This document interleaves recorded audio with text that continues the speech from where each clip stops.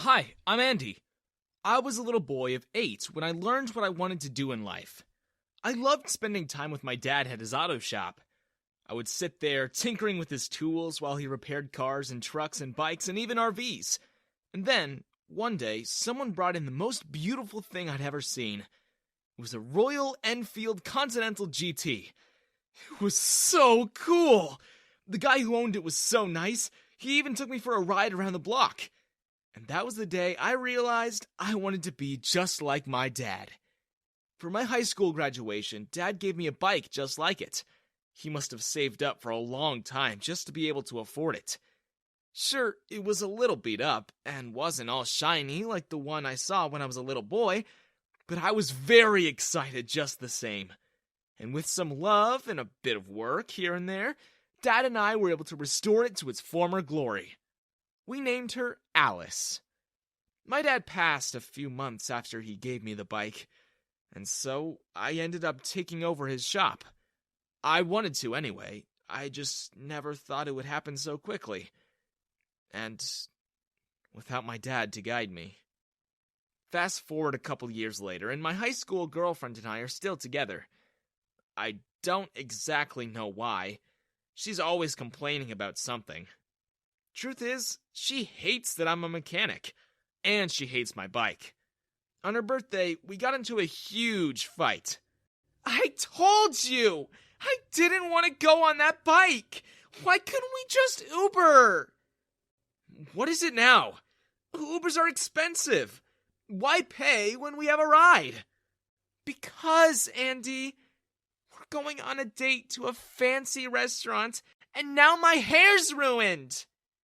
I did tell you to wear a helmet. You realize you just committed a crime by not wearing one. Huh? Wear a helmet? And ruin my hair even more? Well, not wearing one sure did ruin it a lot. You look like a cat who got electrocuted. Ha! It's not funny, Andy! That wasn't the end of it. Because after we had our dinner, Leah totally made a scene. She shouted at me for only being able to afford a small bracelet for her present. I've been hinting 4 months that I wanted you to get me a Gucci bag. And now, you're gonna give me this knockoff bracelet? Oh, you're so embarrassing! What's embarrassing was the fact that she was shouting this at the top of her lungs in the middle of a busy restaurant. All the way home, Leah was shouting at me.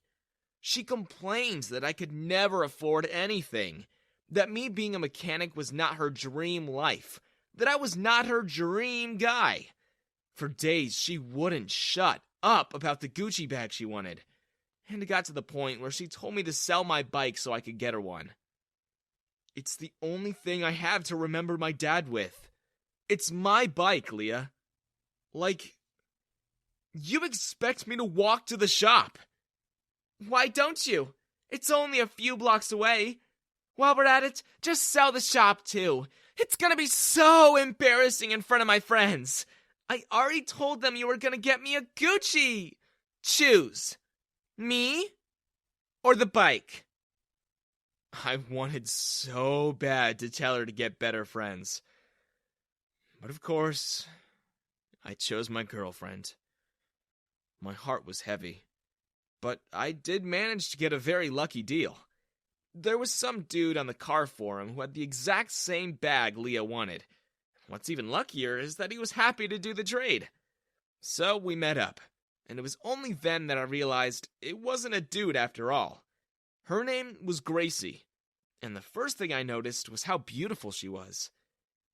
How lucky is it that we found each other, huh? Oh. Yeah. Very lucky. What are the chances I'd find someone who had the exact same bag that I was looking for? It's crazy. Anyway, why do you want to sell this beauty anyway? I told her why. And honestly, she pitied me. We said goodbye, and she promised me she'd take good care of Alice. And that was that. The moment I gave Leah that bag, I barely saw her anymore. She would always be out. One day, I followed her and found that she was at the same restaurant we went to with one of our old classmates. I ran to them, and this time, I was the one who made a scene. I shouted at Leah. I made sure everyone there knew what a cheating liar she was. I cried, and I tore up that stupid Gucci bag. So, yeah. She left me. For Egbert friggin' Matthews. The guy whose family owns the city's biggest chain of auto shops. The guy who's been driving me out of business. What kind of stupid name is Egbert anyway? I was really down for weeks. I got depressed. The bills began to pile up and even less people came to my shop. Luckily, my friends were there for me. Cheer up, man. You're better off without her. Yeah, man. Here, the boys and I pooled some cash. You can use it to get yourself back on your feet again. Tell you what, I signed you up for this blind date event downtown. Go out there and have fun. I just wish I had Alice again. The boys had to force me, but I did end up going to that event. And when I did, boy, was I surprised who I saw there. It was Gracie, and she was even more beautiful than when I last saw her. We ended up having loads of fun. We talked all night. She learned about what happened, and in the end, she actually hooked me up with a pretty sweet deal. Turned out, Gracie owned a taxi app. She told me she'd been looking for a shop where she could send her cars to be maintained, because she'd hated the ones she was using. And so, I didn't just go home with her number that night. I also managed to land myself a really good business arrangement. We went on a couple more dates, and after a couple weeks, Gracie became my girlfriend. Honestly, I never knew being in a relationship could be so much fun. She was the polar opposite of Leah. Never complained, never mocked me for being poor. She just loved being with me. I had a great girl. The shop was earning good money. Life was good. Until one day, I went to the shop and found it trashed. Cars were vandalized, my equipment broken, tools all over the place. And there, in the middle of it all, sat Leah. She smirked at me and stood. Egbert sends his regards. He says don't mess with his business, or you'll get what's coming to you. Toodles! And then she left. Of course it was him. Gracie was using their services, and when she switched over to me, it must have pissed him off that he lost such a big client. I didn't know what to do. I couldn't just afford to get new equipment. I ended up losing my contract with Gracie's company, and I didn't mind that. After all, how could I take her money if I couldn't service her cars? It'll only be temporary. As soon as you've got things back in shape, I'll send my cars here again.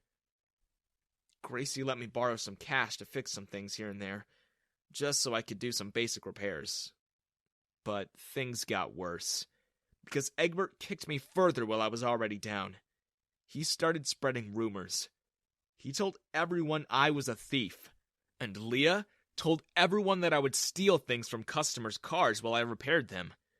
And so all hope of me ever being able to repair my shop was gone. No one would hire me.